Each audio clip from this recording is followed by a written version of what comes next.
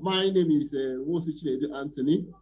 I am presenting a paper titled Empirical Analysis of the Impact of Climate Change on International Trade in Sub-Saharan Africa, co-authored by 3 other authors. By way of introduction, the environment and economic development has occupied the main stage in economic and climate change discourse, as has been captured in the Sustainable Development Goal number 13. Now, that particular number 13 emphasized sustainability in quality of environment and development. In other words, while we strive for development, we should also strive to preserve the environment. So, as a result, climate change has actually occupied both domestic and international policy priorities. Now, we have also found that international trade remains the major source of climate change worldwide. Brenton and Chimotai, 2021, opined that 25% of all global CO2 emissions are linked to international trade.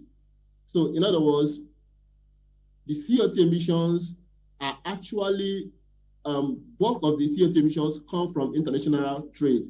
Now, I have a diagram, a graph, where I plotted the log of total global greenhouse emission on the side as world merchandise exports. We see that both of them grow in the same direction, showing that as international trade is growing, greenhouse gas emission is also growing. In other words, there's a positive correlation between the two. Now, developed countries themselves have argued that they import emission-embodied goods from developing countries. In other words, what they are saying is that most of the products that they import from developing countries are actually emission-laden. In other words, what they suffer, what of the emissions they suffer are consumption-based. But about 70% of global carbon dioxide emissions has been attributed to European Union, Japan, United States, China, and Russian Federation as of 2019. So this actually negates their claim that their emissions are actually consumption-based. Now, about 24% of global trade imported CO2 emissions are exported by China alone, while United States, India, Russia, and Germany export 7, 5, 6, and 4% respectively of the global CO2 emissions. Contrarily, Africa, the total number of emissions exported by Africa is less than 2%. So in other words, what the international community is claiming that Africa exports to them there seems to be a kind of controversy of sort. Sub-Saharan Africa itself is prone to cross-border climate change because bulk of the population of Sub-Saharan Africa depend on the environment to survive. Despite trade gains for Sub-Saharan Africa, assessing the degree of CO2 emission potentials of this trade is very, very important. Now, if we go down to, I have another diagram where we'll see that China emits about 30% of the global CO2 emissions. Sorry to cut in. And 71% of that comes from their industry. Hello. Now, same thing can go for United States that emits about 30%. Can you hear me, please? But hello. Can you hear me? Please, we don't have your presentation. Can you project? You don't have my slide? Yes. But I sent it earlier. You need to project let me share it. You need to share it from your side. Let me share it. Please share it. Can you see it now? Not yet. Can you see it now? Share your screen. I've shared it. Can you see it now? I put up the slide. Just wait. Yes. So we can see it now. We can see it now. Hello? We can see it. Oh, all right. So what we observe is that about 30% of global CO2 emissions come from China alone, whereas 71% of that emissions come from their industry. Now, same can go for United States of America, India. However, the entire sub-Saharan African emissions is 1.96, about 2%, whereas the percentage that comes from industry is about 26%.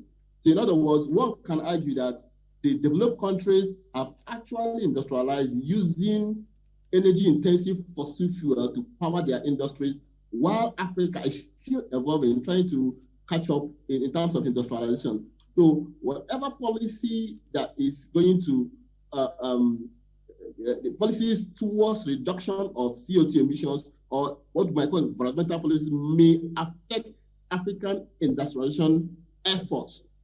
So the worry here is that there have been pervasive calls for green international trade. And then this may require the implementation of both trade barriers and adoption of environmental friendly production technologies. However, sub-Saharan African countries' quest to improve their trade capacity may be in jeopardy. Africa also lacks the capacity for green production technologies. Now, our key research question is that, is there an emission threshold effect on trade, international trade in sub-Saharan Africa?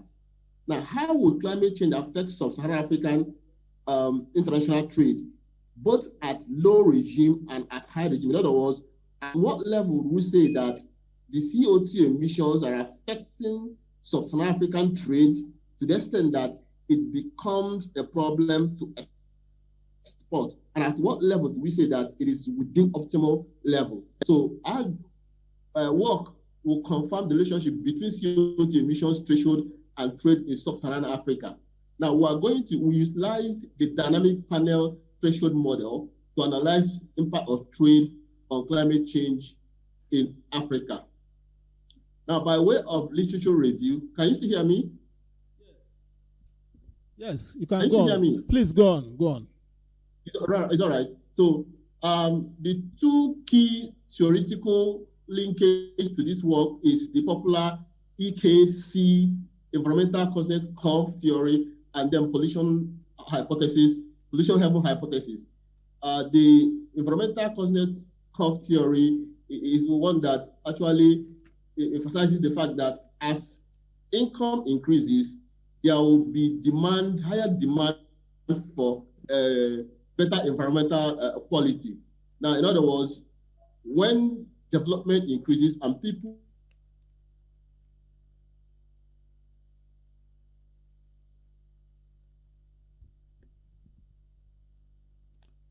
who have more income, same thing goes for pollution heaven hypothesis, where it is argued that most countries whose environmental policy is strict may eventually export those energy, or rather CO2-laden products to countries where it is less stringent. So that has been the argument that, Africa has been on the receiving side in terms of pollution heaven hypothesis. But our study is going to eventually either accept or refute that. All right, this is the model that we utilized. The model as developed by Kramer, Bick, and Knotts. It's actually an extension of the Hansen 1999. So according to the model, we used three trade variables to measure the impact of CO2 on trade. One is total trade, one is export, one is import. The idea is for us to know at what level would we say that CO2 is affecting trade, whether at the higher level or at the lower level. Now, this is the variables that we have included.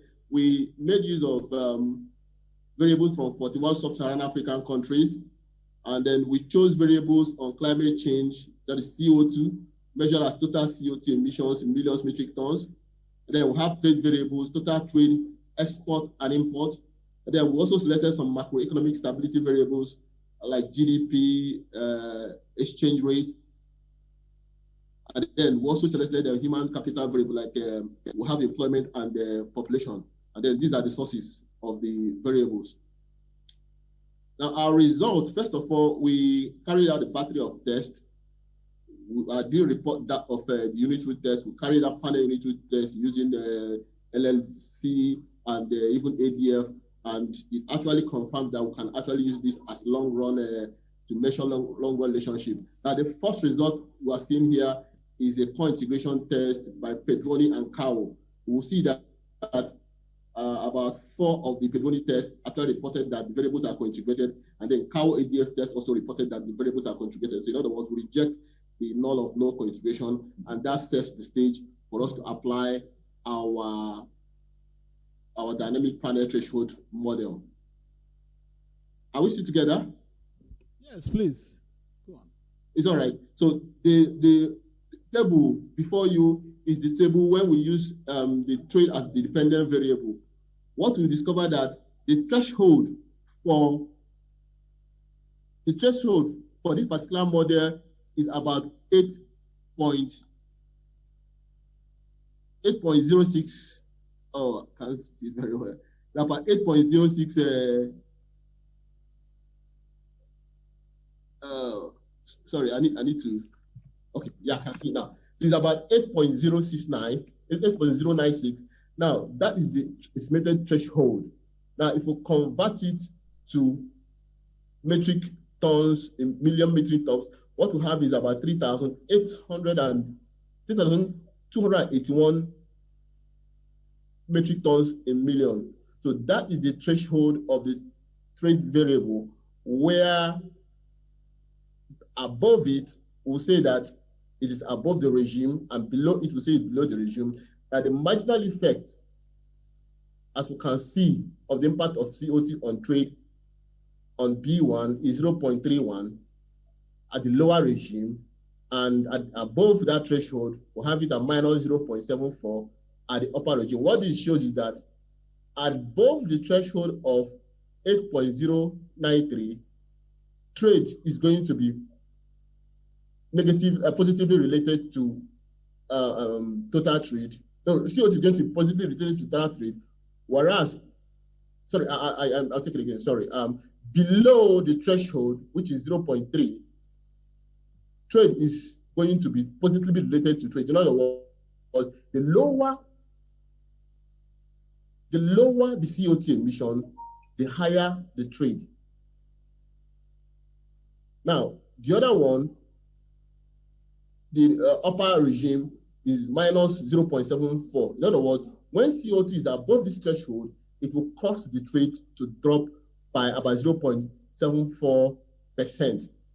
Now, these other ones are the covariates. The impact of the other covariates are there. So let me go quickly to that of export. Same, the threshold for the export is 8.5. And then it shows that above 8.5, the regime above 8.5 shows that minus 2.7, trade will drop by minus 2.7. Same thing for when it's below and when it's above. In other words, export of African export will eventually drop at whatever regime of CO2 emissions.